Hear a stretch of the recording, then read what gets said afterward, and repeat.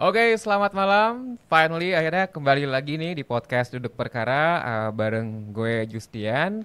Dan malam hari ini gue ditemanin lagi narasumber yang, wah, kalau dipikir otaknya tuh encer banget ya. Dia paham terkait kasus-kasus khususnya masalah pidana. Dan ada Matthew. Hai Matt, Wih, halo J, apa senang kabar? sekali ketemu lagi nih. Iya dong, Ya, pasti ya. kabar baik ya. Oke, nah malam hari ini untuk teman-teman yang mungkin lagi di rumah sedang dalam perjalanan pulang ya dari kantor menuju rumah, semoga selamat sampai dengan tujuan atau yang sedang lembur nih kan daripada bengong-bengong, mending sambil dengerin obrolan kita malam hari ini. Nah, malam hari ini kita akan ngebahas terkait masalah kasus yang saat ini sedang viral, pemberitaannya di media di mana-mana, masalah kebebasan berekspresi sih. Cuman nanti detailnya kita akan kupas lebih dalam bersama narasumber kece kita hari ini ya. Gue belibetan ya sampai-sampai. Nah, oh ya guys, untuk Agak tegang kayaknya. agak tegang gitu ya karena gue juga Ya. jujur aja nih, ini topiknya agak agak sedikit sensitif. Ini coba kru langit musik ini Ah. aman gak nih? Ini aman ya.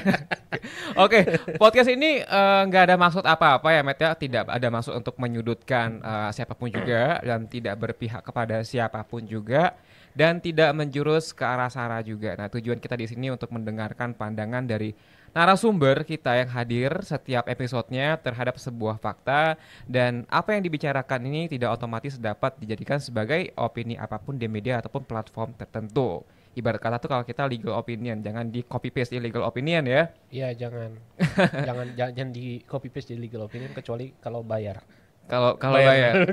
Beda lagi ya. Itu beda lagi. Beda lagi ya. Nah, kenapa teman-teman perlu nih ngedengar podcast Duduk Perkara setiap hari Senin 18.30, effort banget nih kan sampai download aplikasinya dulu ataupun nyaksiin di link YouTube yang saat ini sudah tayang live juga kan. Nah, karena dengan teman-teman mendengarkan podcast kita malam hari ini tentu saja akan menambahkan pengetahuan-pengetahuan hukum yang relate dengan kehidupan sehari-hari yang khususnya bagi teman-teman yang bukan background hukum ya. Jadi akhirnya mereka paham nih Matt terkait masalah Ya, masalah perhukuman yang ada di Indonesia ini. Gitu Matt. Nah, sebelum kita mulai nih Matt ya, mungkin kita sapa-sapa dulu lah sebentar ya. Mungkin narasumbernya akan menyapa langsung sobat langit musik yang ada di rumah. Silakan Matt. halo, selamat malam kepada seluruh sobat langit musik dimanapun kalian berada. Oke, Matt, boleh Ya. di-share sedikit Matt pengalaman lo di bidang hukum tuh sekarang kayak gimana sih awalnya kayak gitu ya? Ya, awalnya sih ya sama seperti ini ya. Ya. Maksudnya sama seperti kebanyakan para mahasiswa hukum yang baru lulus. Gue sambil nyontek-nyontek nih gak apa ya? Ya, baru lulus pada umumnya gitu kan. Ya. Punya segudang mimpi, Oke. ya kan. Jadi kepinginnya gue itu setelah keluar dari bukan setelah keluar ya, setelah lulus gitu ya. Setelah Mm-mm. lulus dari Fakultas Hukum, Mm-mm. eh gue itu kepingin jadi lawyer yang Dibayar. bisa sidang sebenarnya. Jadi Gue kira lawyer yang dibayar. enggak. Jadi ya dibayar iya Pasti ya. pasti gitu kan. Oke. Ya, tapi intinya gini dulu gua tuh apa namanya sebelum gua ini J. Ya, Kenapa gua memilih profesi ini? ya. Itu sebenarnya gara-garanya gua nonton film judulnya A Time to Kill. Kayaknya gue tahu deh film itu. Gue kayak Lo tahu? pernah nonton deh. Lo pernah Cuma nonton? gue lupa ya. Udah lama banget ya Time to Kill ya. Ya, A Time to Kill. Kenapa? Di film itu itu filmnya yang apa namanya? Yang Menceritakan tentang menceritakan soal pengacara. Pengacara yang apa namanya? Pengacara yang membela seorang bapak yang membunuh pemerkosa anaknya. oke, Kurang lebih gitu. memperkosa. Heeh. Jadi ada bapak-bapak gitu orang kulit hitam Ya. ya. Dia punya anak perempuan. Anak Ah. perempuannya itu diperkosa oleh orang kulit putih. Oke, Kurang agak lebih gitu. agak mengerikan ya kasusnya. Iya, agak mengerikan. Ya, Tapi ini diilhami dari cerita yang asli ya. ya. Dan ini juga diadaptasi dari novel. Ini maksudnya. true story. Mungkin true story, mungkin juga enggak ya. Tapi kalau Ya. yang gue baca sih, kalau yang gue baca waktu itu kelihatannya true story gitu Ya. kan. Karena memang ini diadaptasi, sebenarnya diadaptasi dari novelnya John Grisham. Ya, Eh, gue tahu John Grisham. Ya, John Grisham yang penulis legal thriller yang mendunia itu. Ya, betul. Ya kan, dan dia apa namanya banyak riset itulah soal kasus-kasus itu sehingga jadi novel gitu. Yeah. Tapi singkat cerita, gue nonton film itu dan gue tertarik untuk jadi pengacara yang bersidang di pengadilan. Itulah ya. Khususnya membela orang-orang yang apa namanya yang dia yang membutuhkan bantuan hukum pada waktu itu ya kan. Nah itu akhirnya membuat gue jadi terinspirasi dan kemudian masuk ke organisasi bantuan hukum, kurang lebih gitulah. Oke. Iya. Ya kan? Nah berarti bisa dibilang kayak lo karir hukum lo itu ya, mungkin selama lo kuliah pun di kampus juga aktif dalam hal kegiatan yang identik ya, seperti penanganan kasus dan sebagainya, mungkin magang atau gimana, dan akhirnya lo join ke sebuah organisasi ya kan, untuk legal aid ya, bantuan hukum ya, secara cuma-cuma mungkin ya. Iya, secara cuma-cuma ya, bagi teman-teman, bagi para masyarakat yang tidak memiliki finansial ataupun masyarakat yang bisa dibilang apa ya istilahnya itu, yang apa, miskin buta hukum tertindas ya, tertindas ya, seperti itu ya.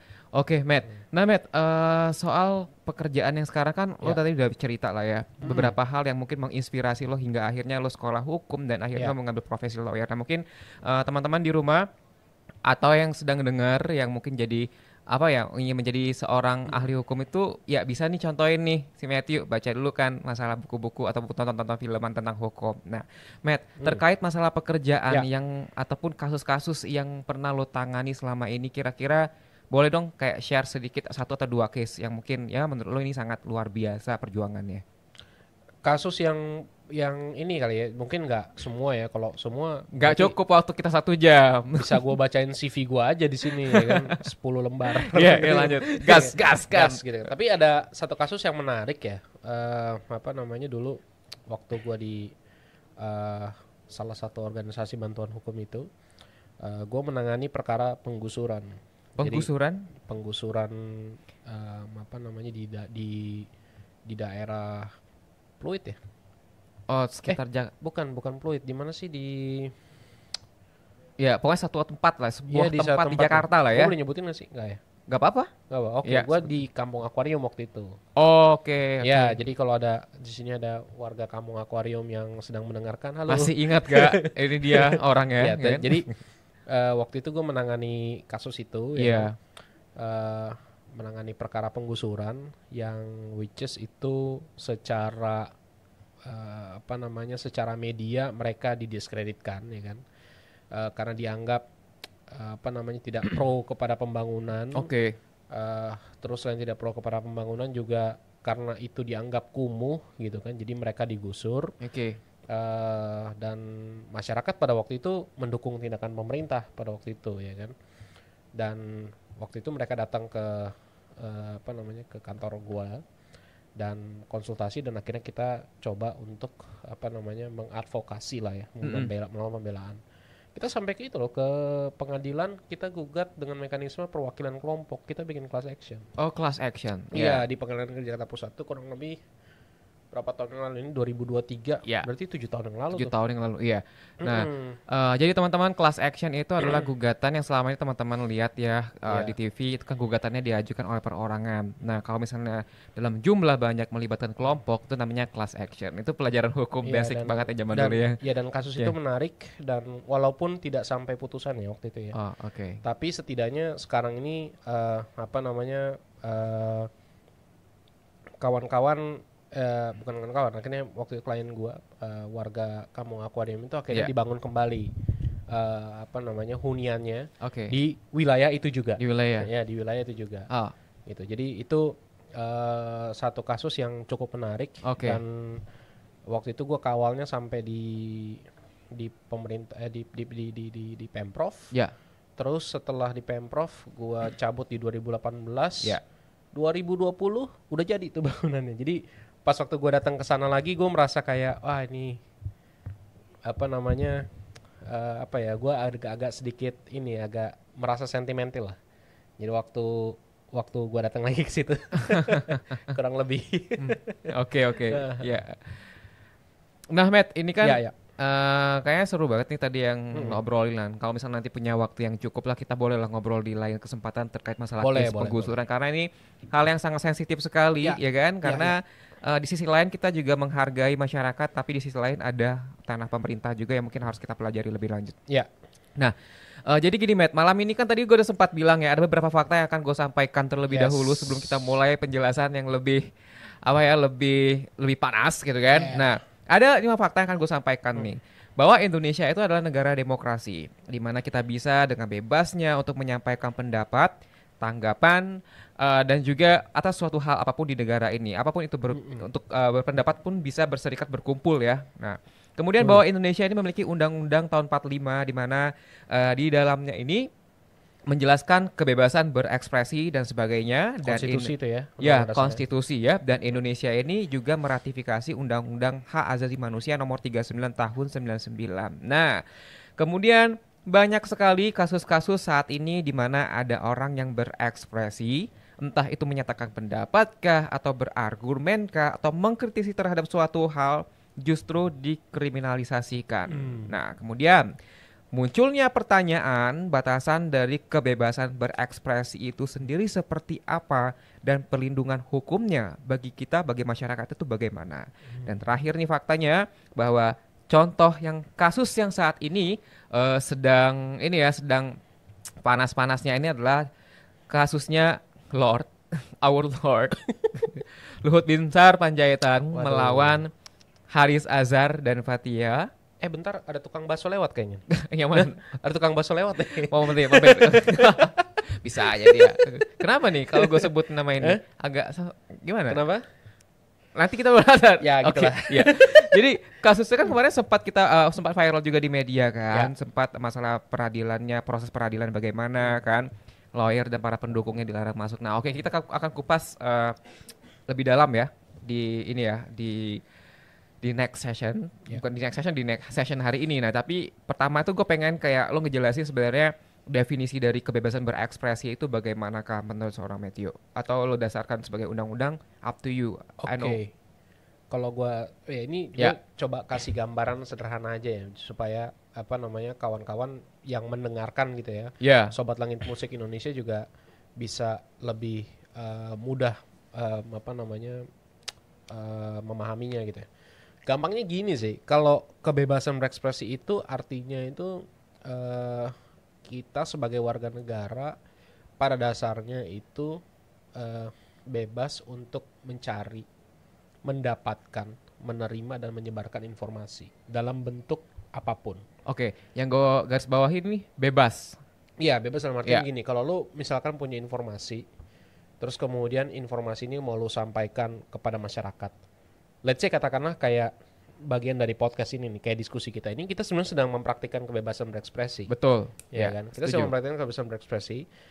Kita mencoba untuk menyampaikan gagasan, ide mengenai hukum, ya kan? Kalau karena ini konteksnya hukum, ya kan? Melalui sarana atau media yang namanya podcast. Gitu kan.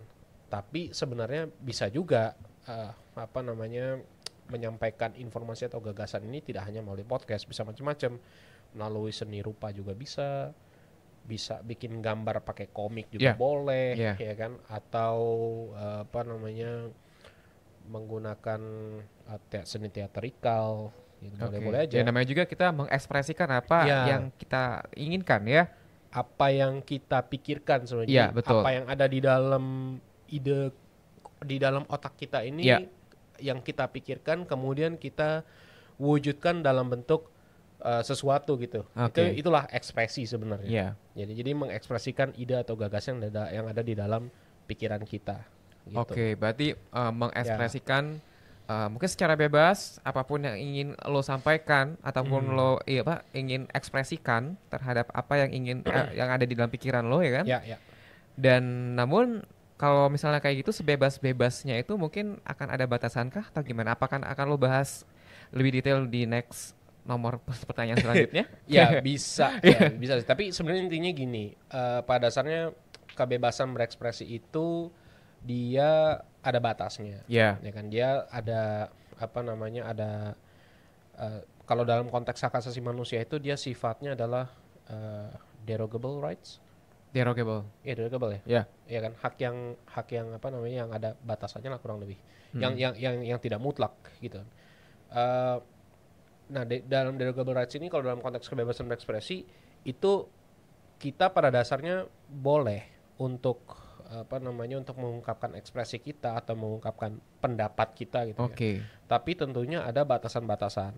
Salah satu batasannya kalau dalam standar hak asasi manusia itu adalah tidak melakukan penghasutan. Penghasutan ataupun mengajak seseorang ya kan untuk melakukan perbuatan-perbuatan yang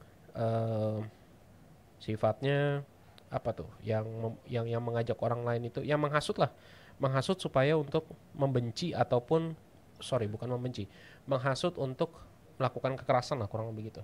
Contohnya kayak misalkan let's say ada kelompok yang apa namanya, yang keyakinannya adalah menyembah muk putih ini gitu kan. Terus kemudian ada orang lain yang tidak suka dengan keyakinan itu, lalu kemudian menghasut begini, orang-orang yang menyembah muk putih itu halal darahnya untuk ditumpahkan misalkan. Gila. Nah, serem banget. Atau halal misalkan darahnya. Contoh ya. Atau misalkan orang-orang yang etnis tertentu itu adalah kecoa, ya kan? Maka mereka harus mereka adalah hama, mereka harus diusir, harus dibasmi gitu kan. Contohnya itu kayak di apa namanya, kalau pernah nonton Hotel Rwanda itu. Gue tahu filmnya tapi gue nggak, kayaknya gue belum pernah nonton filmnya, tapi gue tahu judul ada film Hotel Rwanda. Ya gue lupa itu di daerah apa di Rwanda di Afrika sana ya kan. Terjadi apa namanya, ethnic cleansing gitu kan. Itu mulainya dari situ. Ethnic cleansing. Wow. Jadi presidennya bilang bahwa etnis ini itu gue lupa nama etnisnya apa, tapi dia bilang bahwa etnis tertentu ini adalah kecoa, adalah serangga. Jadi kalian tidak mau mereka di rumah kalian. Karena itu kalian sebagai rakyat harus mengusir kecoa ini dan membunuh kecoa ini. Gila parah kan. Nah itu penghasutan. Nah itu nggak boleh. Jadi dalam standar hak asasi manusia pun kebebasan berekspresi pun itu juga ada batasannya. Tapi dalam konteks yang sifatnya itu menghasut ya, atau inciting, atau mengajak seseorang untuk melakukan kekerasan. Berarti kalau misalnya gue tarik kesimpulan, kebebasan berekspresi itu ya lo sebebas-bebasnya untuk mengekspresikan apa yang lo inginkan kan. Betul. Tapi akan ada batasnya, bisa dilihat dari maksud dan tujuan itu apa ya. Matt. Nah, tadi kan lo udah ngejelasin nih ya kan, terkait masalah definisi dari kebebasan berekspresi itu sendiri ya kan. Nah, kalau menurut lo sendiri nih Matt ya, di antara peraturan yang ada di Indonesia, kira-kira peraturan-peraturan apa aja yang mendefinisikan atau mengatur terkait masalah kebebasan berekspresi? Pertama sih konstitusi ya. Konstitusi, Undang-Undang 45. Undang-Undang Dasar 1945. Apal nggak lo? Berikut dengan amandemennya gitu kan. Amandemen yang ke berapa gitu? Keempat ya? 4. Wah, ini harus diingat lagi nih, amandemen undang-undang udah berapa kali? Iya, itu dulu gua dicekokin tuh dari zaman SMP, SMA kan. Nah, jadi di pasal 28E ayat 3 itu di Undang-Undang Dasar 1945 itu memberikan jaminan kepada warga negara untuk bebas berserikat ya, berorganisasi, berkumpul dan mengeluarkan pendapat. Itu payungnya dulu, konstitusi. Lalu kemudian di di bawah-bawah ini gue pakai cheat nih. Ada cheat-cheatannya. Jadi kemudian aturan di bawahnya lagi ada Undang-Undang HAM. Undang-Undang nomor 39 tahun 99 di pasal 23 ayat 2. Yang juga menjamin bahwa setiap orang itu bebas untuk mempunyai, mengeluarkan, menyebarluaskan pendapat sesuai hati nuraninya, baik secara lisan dan atau tulisan, melalui cetak, elektronik, dengan memperhatikan nilai-nilai agama, kesusilaan, ketertiban, kepentingan umum, dan keutuhan bangsa. Berarti di pasal ini ya dia ngasih kebebasan, tapi harus beberapa hal yang harus diperhatikan ya. Memperhatikan nilai-nilai agama. Nah berarti teman-teman yang terkait Undang-Undang HAM ini dia memberikan kebebasan kepada kita untuk berekspresi, tapi ada beberapa poin yang harus diperhatikan. Agama, kesusilaan, ketertiban, kepentingan umum, dan keutuhan bangsa. Lalu ada pasal 25 juga. Pasal 25, setiap orang berhak untuk menyampaikan pendapat di muka umum, termasuk hak untuk mogok ya, sesuai dengan ketentuan peraturan ini. Pasal 25 ini kaitannya terkait dengan masalah ada masalah perburuhannya juga. Oke. Tapi sebenarnya kalau kita rangkum dari dua instrumen hukum tadi Ini itu, beneran gue kayak flashback beberapa tahun yang lalu gue belajar hukum sama dosen gue sendiri kayak gini kira-kira. Nah, jadi kita gila gue kayak kayaknya tua banget ya jadi dosen. jadi kayak sobat langit musik yang ada di rumah yang mungkin memang bukan orang hukum, Iya. beruntunglah kalian karena malam ini kuliah gratis dari profesor kita. Ya.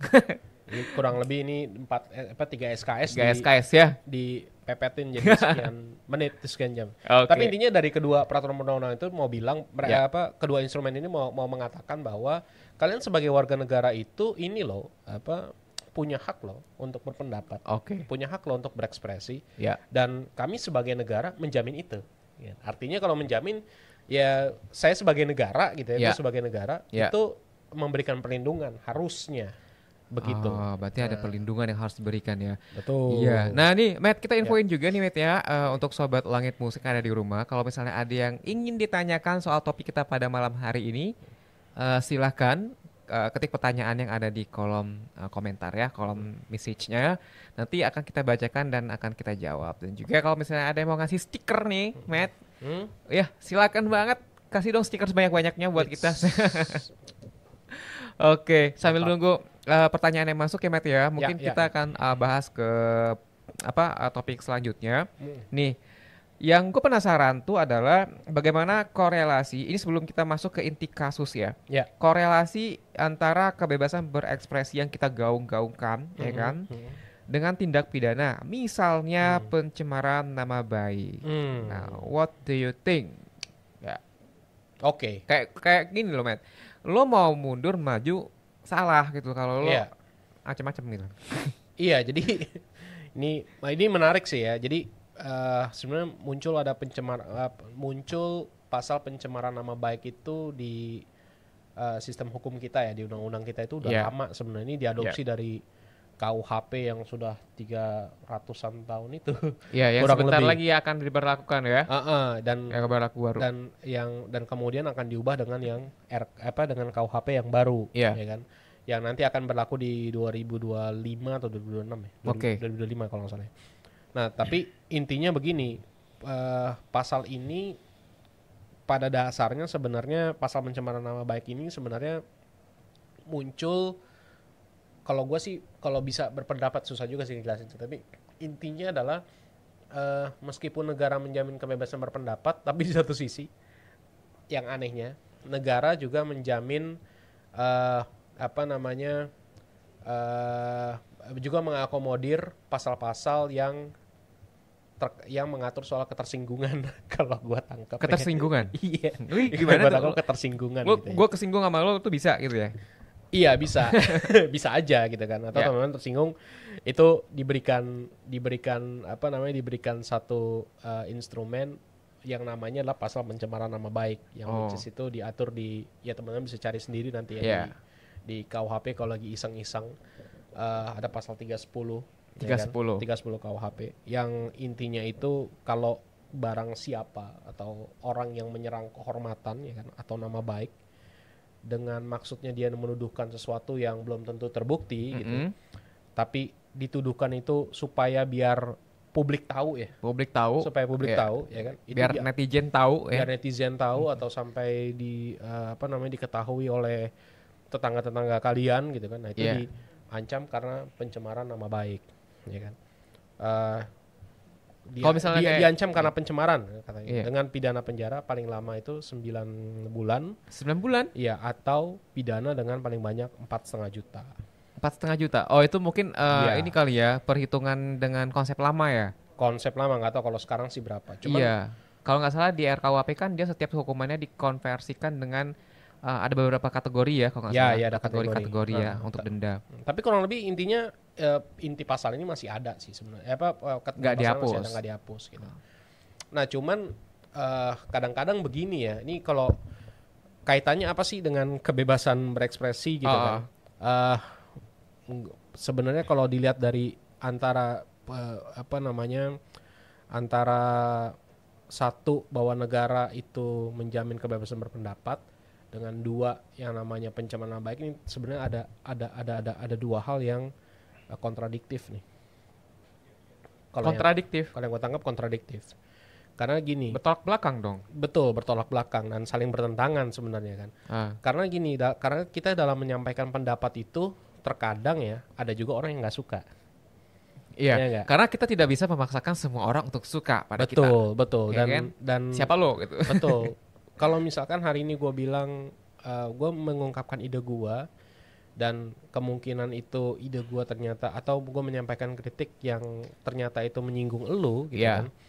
Itu gue bisa aja tuh lo bisa saja menggunakan hak lo untuk menggunakan pasal pencemaran nama baik ini gitu kan. Menggunakan pasal pencemaran nama baik ini untuk mempidanakan gue gitu kan.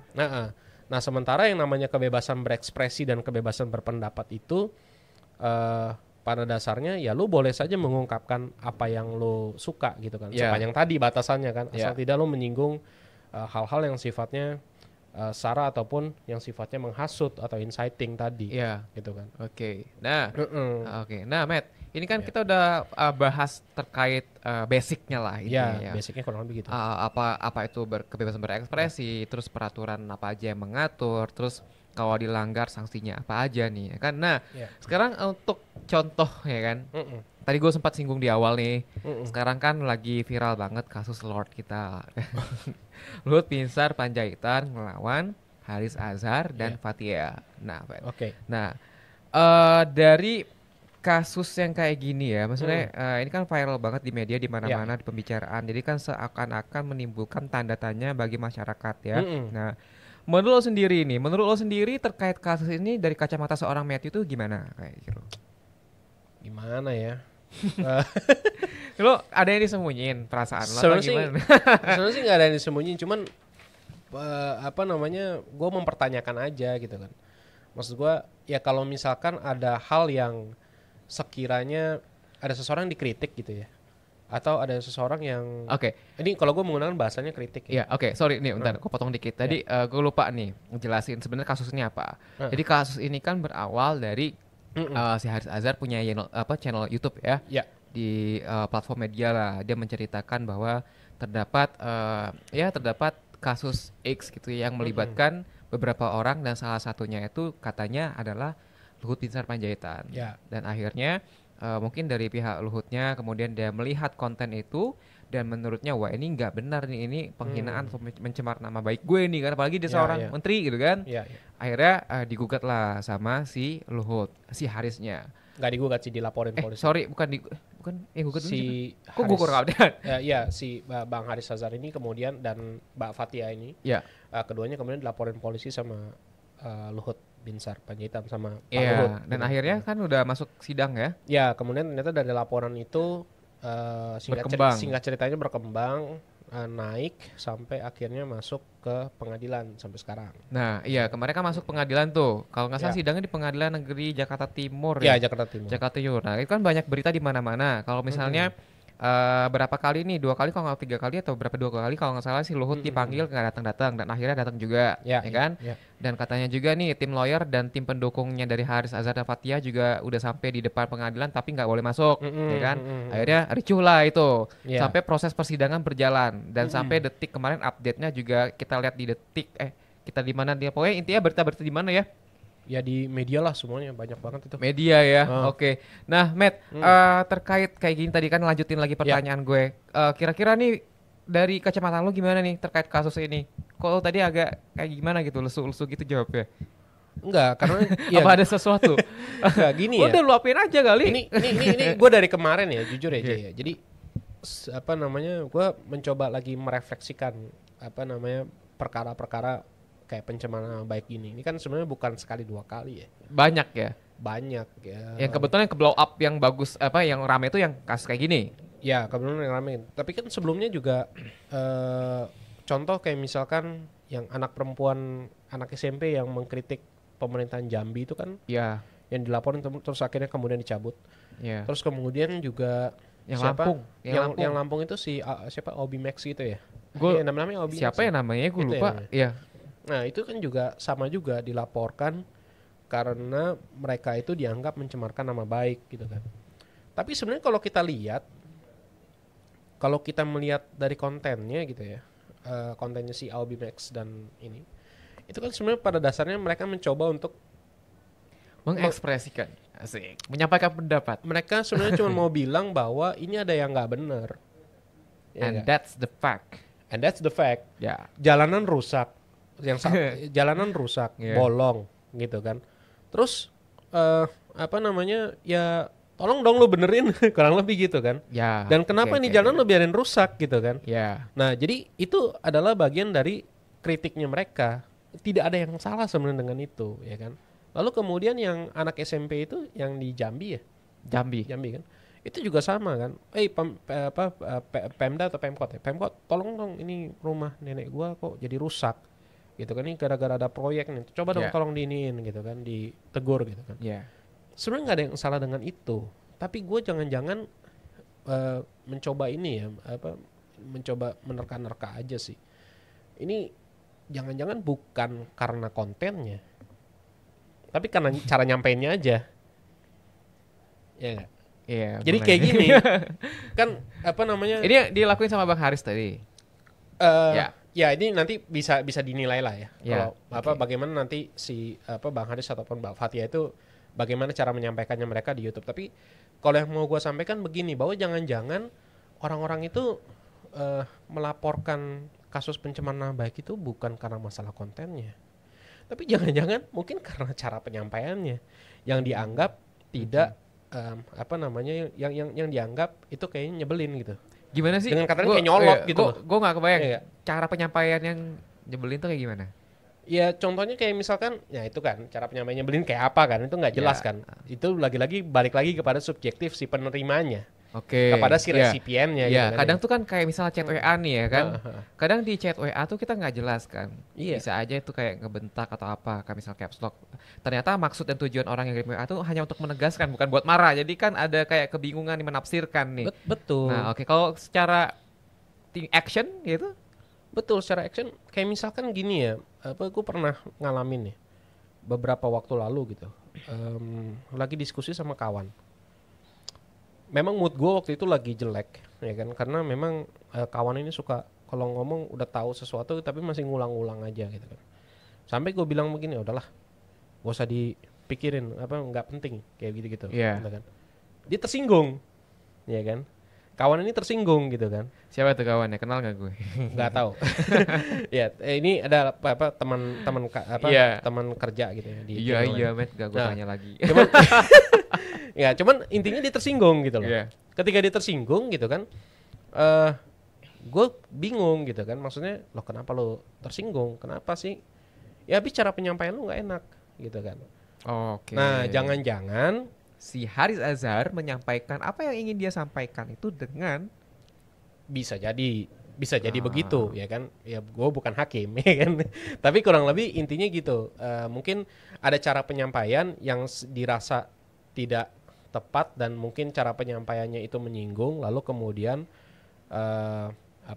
kasus ini jadi naik ya. Nah itu pun juga banyak juga beberapa hal gue sempat diskusi, ada juga yang mengkritik atau mempertanyakan seseorang, kredibilitas seseorang. Ya.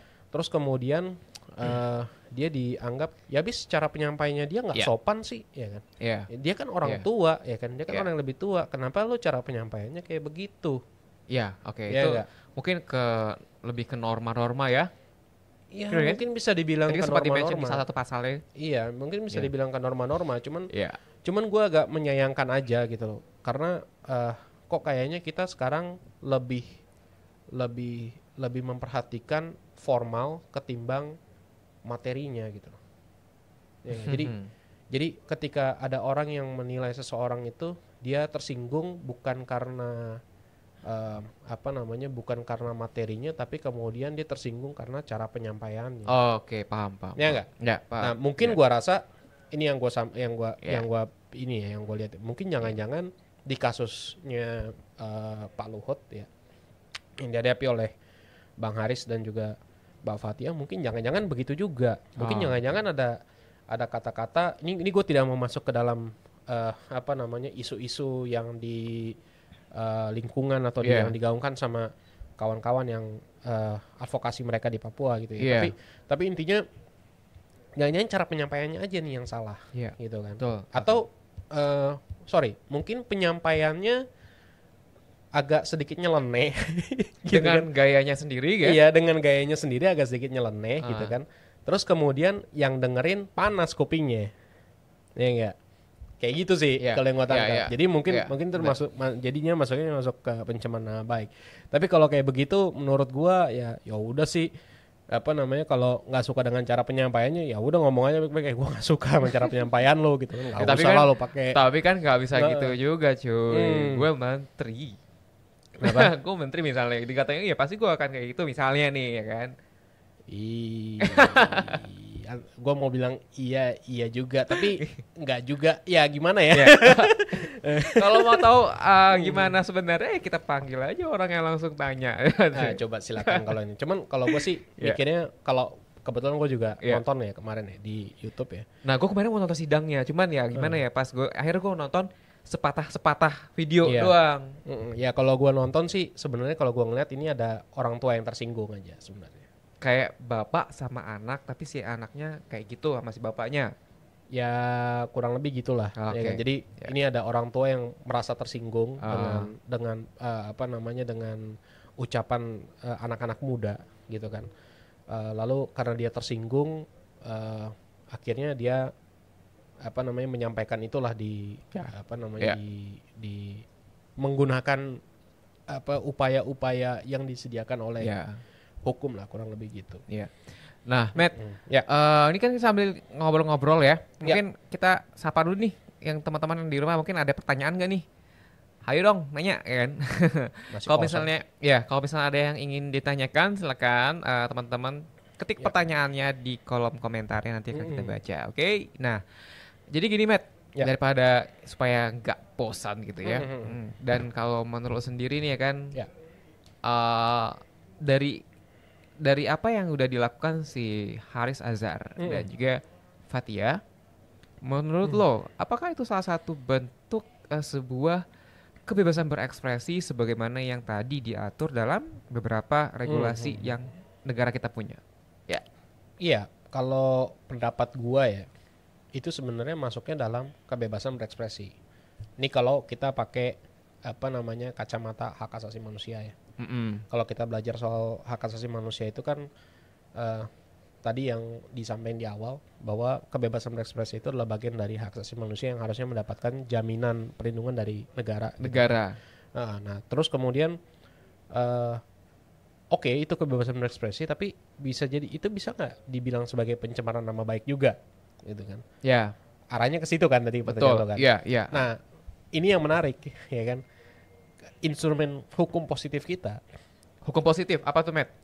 Hukum positif itu hukum yang berlaku saat ini. Hukum yang berlaku di masyarakat kita saat ini. Yang undang-undang peraturan yang berlaku saat ini, itu masih ada namanya pencemaran nama baik. Pasal yang mengakomodir mengenai pencemaran nama baik, ya kan?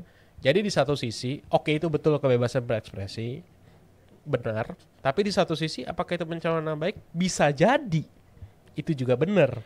Ya kan. Berarti sebenarnya kayak gue bilang bisa jadi, ya kan? Karena lagi-lagi tadi yang gue bilang, antara kebebasan berekspresi sama pencemaran nama baik itu, ini adalah kedua ketentuan yang sifatnya bisa jadi bertentangan gitu loh, ya kan? Maksud gue agak kontradiktif gitu. Sebenarnya agak menarik ya sebenarnya yang pasal antara itu pencemaran nama baik dengan kebebasan berekspresi sangat-sangat kayak nggak bisa dibedain gitu loh. Iya, nggak bisa memang nggak bisa dibedain gitu. Jadi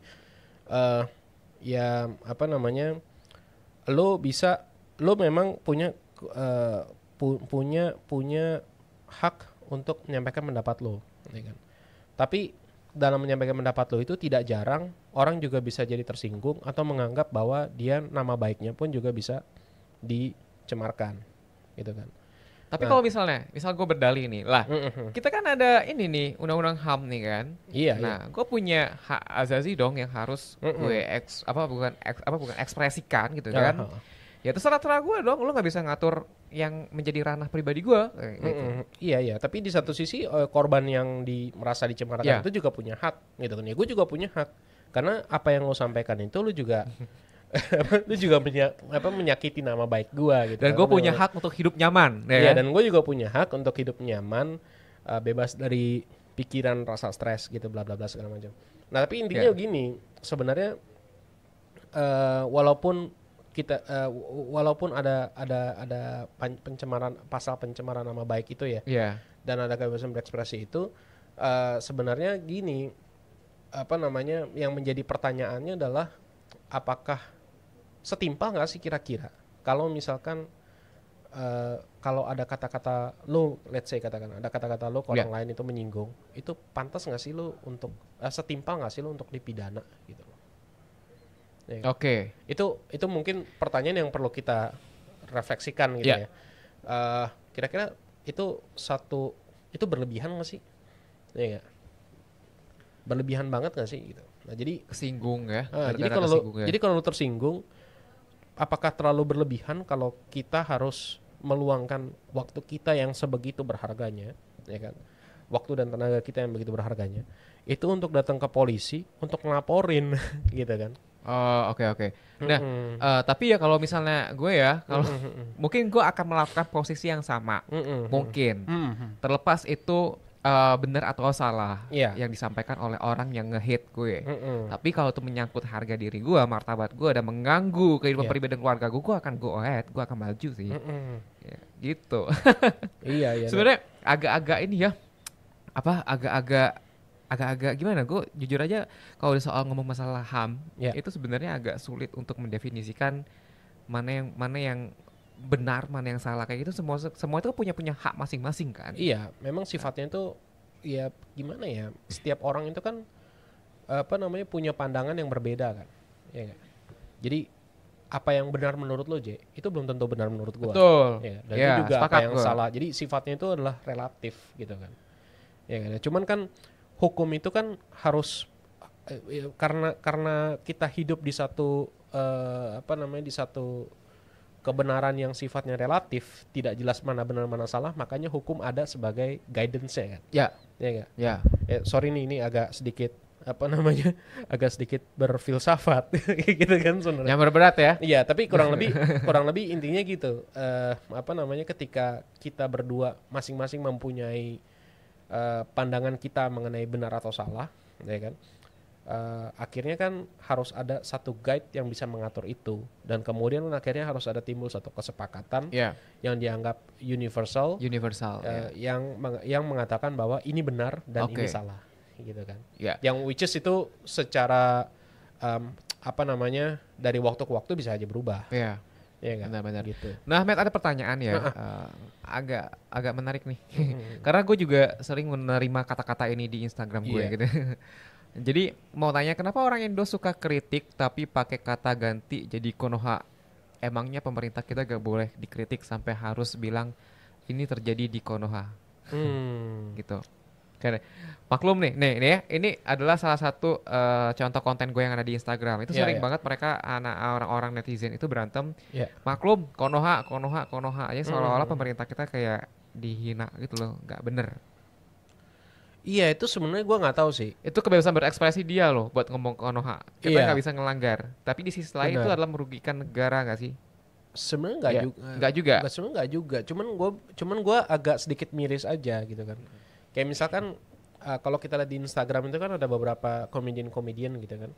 Atau beberapa komika-komika yang menggunakan kata ganti pemerintah dengan kata ganti yang lain. Gitu kan. Ini di negara Konoha atau di negara Wakanda gitu kan. Contohnya gitu kan, negara fiktif itu gitu. Nah itu sebenarnya gue nggak tahu sih. Gue itu mikirnya kayak begini. Pemerintah ini sebenarnya merasa disindir nggak sih? Gitu kan.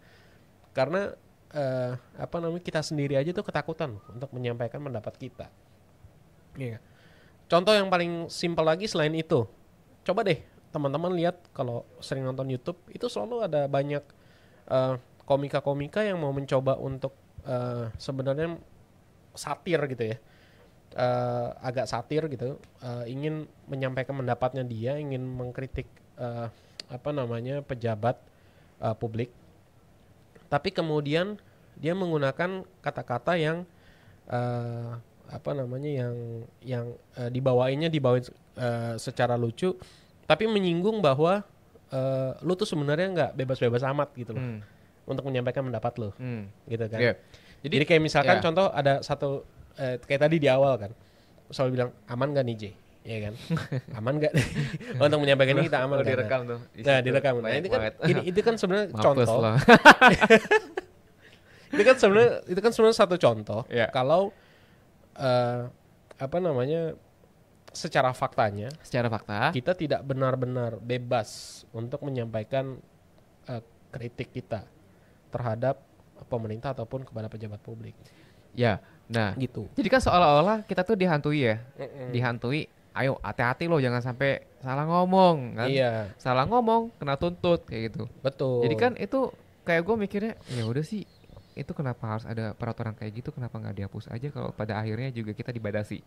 Iya benar. Harus itu gue juga bingung ya kenapa akhirnya ini dipertahankan gitu kan. Kalau mau barbar sekarang ya udah barbar sekalian gitu kan. Tapi kayaknya nggak mungkin ya. Iya kelihatannya nggak mungkin. Cuman intinya sih gini, kalau ya mungkin nggak tahu ya pasal-pasal atau instrumen-instrumen mengenai pencemaran nama baik ini tetap dipertahankan. Yaitu mungkin supaya nggak tahu apakah ini mau melindungi pihak tertentu, bisa jadi. Kita nggak tahu ya. Kita nggak tahu tujuannya apa. Di balik itu ada apa? Ya kita nggak tahu di balik itu ada apa, ya kan? Karena kalau kita dengar diskusi-diskusi soal kalau Sobat Langit Musik Indonesia ada yang ngikutin gitu ya. Ya. Itu perdebatan mengenai pencemaran nama baik itu waktu di RKUHP itu sangat alot dan sebenarnya nggak alot juga sih. Masih bisa digigit, bisa dimakan. Intinya tuh antara gerakan masyarakat sipil gitu ya, sama pemerintah itu kesannya jadi kayak pemerintah berkilah bahwa kita masih tetap membutuhkan pasal ini, tapi nggak jelas gitu loh. Kenapa kita membutuhkan pasal ini? Untuk apa? I know. Ya enggak. Sementara kalau kita lihat di negara-negara maju yang lain, cuman begitu sih kalau kita mencoba bandingin negara-negara maju, nanti dibilangnya kita tidak Indonesianis gitu kan. Padahal pasal pencemaran nama baik ini datangnya dari barat juga gitu kan. Kodifikasi kita. Iya, datangnya dari kodifikasi juga gitu kan. Jadi sebenarnya kalau dibilang ini, kalau kita bilang tidak bernuansa hukum Indonesia, kata siapa gitu kan. Iya, jadi Sobat Langit Musik, peraturan kita itu kayak kitab undang-undang hukum pidana, KUH Perdata itu semuanya kodifikasi dari barat. Betul. Belanda, karena kita negara jajahannya dia, ya kan? Iya, jadi kalau ada yang bilang bahwa ini nggak sesuai dengan kondisi keindonesiaan gitu kan. KUHP yang kita pegang sekarang yang masih berlaku itu Belanda banget dan itu lebih penjajah banget gitu kan. Iya, benar. Nah, Matt, kemarin kan viral nih, Matt ya. Tim lawyernya gitu kan, tim lawyernya si Haris. Terus kayak akrab aja gue bilang si Haris. Haris Hazar dan masa sering kamisan ya. Dulu. Nah, terus tim lawyernya, tim pendukung gitu kan. Mereka sampai dilarang untuk masuk ke ruang persidangan. Nah, kira-kira pelarangan itu sebenarnya menurut lo sendiri itu normal atau wajar atau enggak sih untuk negara kita yang adalah negara demokrasi? Nggak wajar ya. Nggak wajar. Gua nggak tahu sih alasannya apa sampai ditutup-tutupin gitu. Tapi untuk perkara yang sifatnya pencemaran nama baik yang terdakwanya nggak ditahan gitu ya. Itu nggak ditahan kan ya? Nggak ditahan. Berarti maksudnya nggak ditahan, dia bisa kemana-mana aja.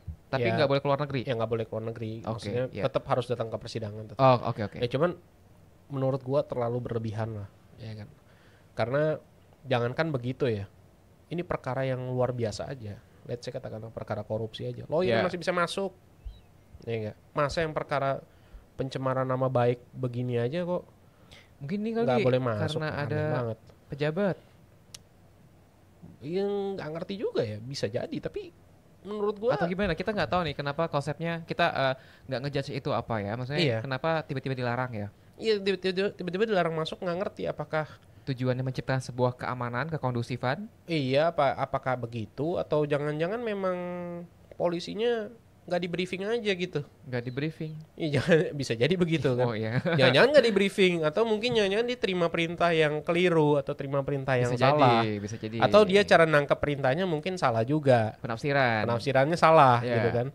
Bisa jadi begitu ya kan. Ya gue sih nggak mau ini ya. Dari kemarin gue juga aneh loh, kok nggak boleh masuk pengadilan gitu kan.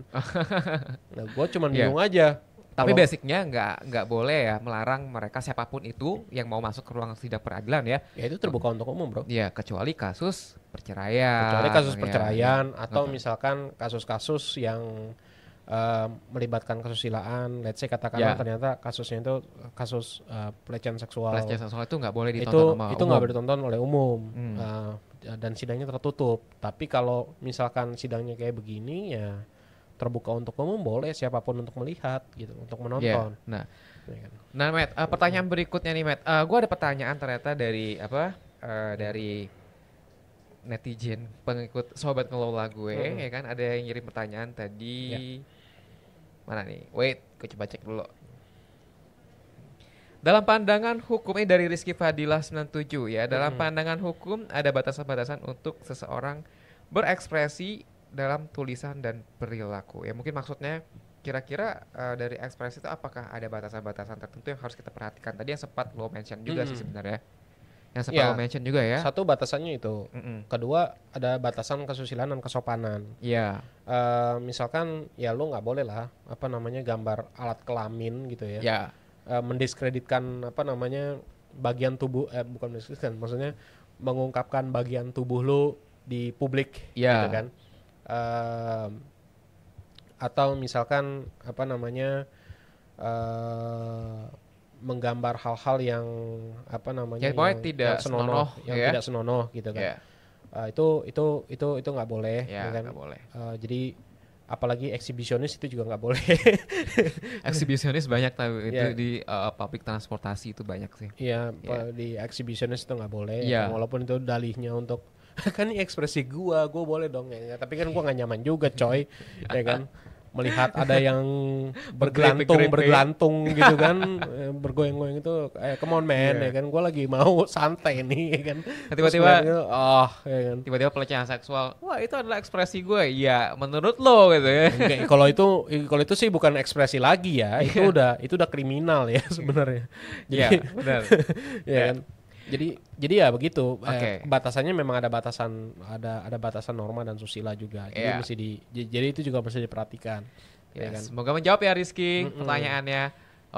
Nah next itu Matt ya, gue ada kemarin tuh sempat mikir juga nih ya terkait masalah yang dilakukan Luhut itu apakah sudah betul. Kemudian yang kedua, ketika kita mengeluarkan pendapat itu kan argumen atau menguak sebuah fakta yang terhadap orang lain gitu ya. Sejauh mana undang-undang melindungi? Misalnya gini nih Matt, kita kan tahu nih kemarin kan di Bali itu banyak sekali kasus-kasus bule ya, turis asing gitu kan, melakukan sesuatu hal yang menurut kita nggak pantas dilakukan kan. Nah, sempat viral di mana-mana kan. Nah, tapi ada kebijakan bahwa kita melarang untuk memviralkan kejadian itu. Oke. Gimana ya? Nih, gua yang mana dulu nih? Yang pertama yang dilakukan Luhut atas kasus dia apakah sudah betul? Yang kedua, apakah kita menurut lo apakah dengan melarang kita memviralkan sesuatu itu adalah sebuah pilihan yang tepat ya? Gue jawab yang pertama dulu ya. Kalau apa yang dilakukan oleh Pak Luhut itu adalah haknya dia sebenarnya untuk haknya dia untuk hak hukumnya lah ya, untuk menyampaikan laporan. Jadi kalau lihat dari konteks dalam konteks KUHP kita, konteks hukum pidana kita, ya boleh-boleh aja. Boleh-boleh aja. Cuman agak disayangkan aja sebenarnya. Agak disayangkan tuh gimana? Jadi gini, memang lo punya hak untuk mengajukan upaya hukum ya, jika lo merasa dirugikan. Tapi kalau dalam konteks kayak begini, ya kan, dalam konteks yang let's say katakanlah kita sepakat bahwa ini adalah kritik gitu ya, lalu kemudian lo menggunakan hak hukum lo untuk begini, gue menyayangkan aja kok. Kenapa pada akhirnya masalah kayak begini kok nggak bisa sih lo selesaikan baik-baik gitu kan, Ya. Kenapa sih tidak diselesaikan saja secara damai tanpa harus menggunakan instrumen-instrumen penegakan hukum, gitu kan, atau menggunakan lembaga penegakan hukum. Yeah. Jadi kalau dibilang benar, secara hukum dia punya hak, tapi gue merasa menyayangkan saja jika dia harus menggunakan hak itu, karena sebenarnya hal-hal kayak begini kan harusnya itu ya oke lah, cukup diselesaikan saja secara secara mediasi gitu. Atau mungkin cukup diberitahukan aja, gue nggak suka sama penyampaian lo begini, tolong dong. Dan kalau butuh apa-apa, dan kalau misalnya mau ada pertanyaan segala macam kayak begitu, ya coba dong kita diskusi gitu kan. Menurut gue hal itu lebih elegan. Lebih elegan ya? Lebih elegan gitu kan. Nah, itu sih. Nah terus kemudian pertanyaan yang kedua tadi ya. Pertanyaan yang kedua yang soal masalah apa namanya? Kita mau viralin ya. Nah, kalau soal viralin itu harus lihat dulu motivasinya buat apa, ya kan? Jadi niat lo sebenarnya mau ngapain? Apakah niat lo itu mau shaming, mau mau mempermalukan seseorang, atau sebenarnya niat lo itu untuk public goods? Public goods kayak gimana? Untuk kepentingan umum, ya kan? Karena gini, dalam konteks pencemaran nama baik itu ada beberapa pengecualian. Suatu pengecualian bilangnya begini, tidak bisa dikatakan pencemaran nama baik apabila lu melakukan hal itu satu untuk membela diri lu. Let's say katakanlah kayak gue gitu ya, ketika gue mengajukan gugatan ke pengadilan, pada dasarnya kan gue menuduh orang. Ya, karena kan belum terbukti. Karena belum terbukti kan. Ya. Nah, tapi kan itu gue konteksnya adalah membela klien gue. Oke. Ya kan, atau membela kepentingan kepentingan dirinya, katakanlah gitu. Nah itu boleh, itu tidak bisa dikatakan pencemaran nama baik, satu. Lalu kedua, tidak bisa dikatakan pencemaran nama baik apabila memang itu ditujukan untuk kepentingan umum. Oke. Ya kan, memang kepentingan umum ini memang agak nggak ada batasan definisinya. Tapi kalau kepentingan umum mau dilihat mau bilang bahwa ini ada orang dia meresahkan, ya kan, dia melakukan pelanggaran gini-gini, tolong dong tolong dong diatasin. Lalu kemudian gue mau viralkan itu, ya kan. Nah itu seharusnya itu tidak menjadi itu tidak dapat dikatakan sebagai pencemaran nama baik. Kalau menurut gue. Jadi kalau misalnya dalam konteks pariwisata, lu memviralkan orang-orang asing yang suka aneh-aneh, yang suka norak gitu ya. Yang suka norak, menurut gua lakukan saja, karena itu bukan pencemaran nama baik, tapi itu adalah bagian dari lu untuk menyampaikan bahwa ini ada orang yang meresahkan. Oke, berarti kebijakan daerah bisa dilanggar. Kenapa kebijakan daerah maksudnya? Kalau misalnya ada kebijakan daerah, jangan memviralkan gitu kan, karena kan dia image-nya takut, nanti turisnya nggak jadi datang gitu gara-gara ada peraturan kayak gitu. Oh enggak lah, itu menurut gua kalau turisnya nggak datang, ya maksud gua gini kan, ya pemerintah daerah juga harus lihat dong, ya kan, konteksnya. Jangan sampai walaupun kita mempersilahkan orang untuk berwisata gitu ya, untuk liburan di daerah kita, tapi kan ada norma-norma yang harus diinin juga. Iya, betul. Iya. Nah, Matt, gitu. ini mungkin pertanyaan terakhir kali ya. Nah, ketika kita ingin membeberkan sebuah fakta yang mungkin saja iya, mungkin saja tidak benar, ya kan, fakta itu, dan menunjuk ke arah satu orang, dan pada akhirnya kita tahu lain outputnya itu adalah misalnya kayak korupsi atau KKN lah intinya. Nah, apakah itu salah satu bentuk kita mengekspresikan yang didefinisikan dari kebebasan berekspresi seperti itu? Kemudian bagaimana negara masuk melindungi kita, mungkin bisa dibilang sebagai whistleblower atau gimana? Gitu. Iya. Menurut lo gimana terkait masalah kayak Haris Azhar dan Luhut Binsar Panjaitan? Ya kalau kayak masalahnya Bang Haris melakukan kritik itu kan, itu kan masih diperdebatkan kan, apakah tuduhannya itu terbukti atau tidak, ya kan? Cuman kalau misalkan menguak fakta, let's say katakanlah tadi gitu kan, ya sebenarnya bisa saja kita menggunakan mekanisme whistleblower itu. Ya kan? Tapi kan whistleblower tuh kita nggak perlu tahu orangnya siapa gitu kan? Iya, nggak perlu tahu orangnya siapa. Cuman kalau dalam konteks untuk menguak fakta orang lain, ini juga menjadi tricky karena di satu sisi pencemaran nama baik itu bukan berarti menilai ya. Ini kalau konteksnya pasal 310 ya. Itu bukan menilai apakah benar atau tidak tapi peristiwa tersebut. Karena ada putusan pengadilan yang mengatakan, gue lupa nomor putusannya berapa tapi pernah gue baca. Kurang lebih bilang gini. Kalau memang fakta itu benar, dia melakukan begitu ya. Tapi itu bukan berarti untuk ditujukan kepada publik. Ya kan? Let's say katakanlah lu ngutang gitu kan, lo ngutang sama orang lain, terus lo nggak bayar, terus itu orang kemudian memviralkan itu, ya kan? Lu si MJ ini tukang ngutang gini-gini, jangan percaya sama si MJ gitu kan. Dalam konteks 310 itu masuk loh pencemaran nama baik sebenarnya, dan itu ada putusan pengadilannya juga yang mengatakan demikian. Ya kan? Tapi sebenarnya kalau itu misalnya konstruksinya mau dipakai sebagai bagian dari pembelaan diri, harusnya sih enggak gitu. Harusnya enggak gitu. Iya, harusnya sih tidak. Karena kan bilang ya saya mau nggak mau mesti sampaikan itu karena itu bagian dari gue untuk membela diri gitu. Kan sekali. Ya enggak. Jadi karena ini orang nggak bayar ya kan, ya udah gitu. Nah, mau pembelaan diri ya. Ya betul, sepakat gue. Nah, Matt, ini kan udah lewat jam, udah di akhir nih. Ya. Ya sorry banget ya, kita agak lewat dari karena sesuai dengan jadwal gitu. Ya, karena emang pembahasan terkait kasus ini sangat menarik. Iya, sangat menarik perhatian masyarakat banyak ya. Nah, Matt, closing statement ya, Matt, melihat kasus yang ada terjadi antara Haris Azhar dan Luhut Binsar Panjaitan nih. Menurut lo gimana, Matt? Apakah pendapat lo dan kira-kira ke depannya tuh harusnya kayak gimana gitu? Kalau menurut gue gini, lesson learn-nya adalah satu, kebebasan berekspresi itu adalah hak kita. Memang dalam mengekspresikan sesuatu, terkadang itu kita juga bisa menyinggung orang-orang lain, ya kan? Maksudnya ada orang lain yang tersinggung juga dari ekspresi yang kita sampaikan. Jika ada yang tersinggung, memang dia punya hak untuk itu. Cuman menurut gua agak terlalu berlebihan aja. Satu kan, kalau misalnya mau pakai hak hukumnya dia.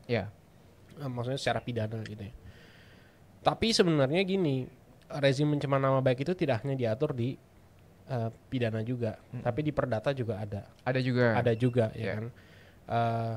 Jadi sebenarnya kalau memang itu ternyata ekspresi itu merugikan lo secara finansial, ya kan, ataupun ternyata itu merugikan lo secara imaterial gitu ya, dan menurut lo bahwa ini benar-benar nggak bisa gara-gara pendapat ini lo jadi agak susah untuk mengekspresi untuk mendapatkan hak ekonomi dari lo, hak ekonomi lo gitu kan, ya lo bisa saja untuk menempuh upaya-upaya perdata daripada menggunakan upaya pidana, karena menurut gue terlalu berlebihan kalau misalkan upaya pidana itu digunakan gitu loh.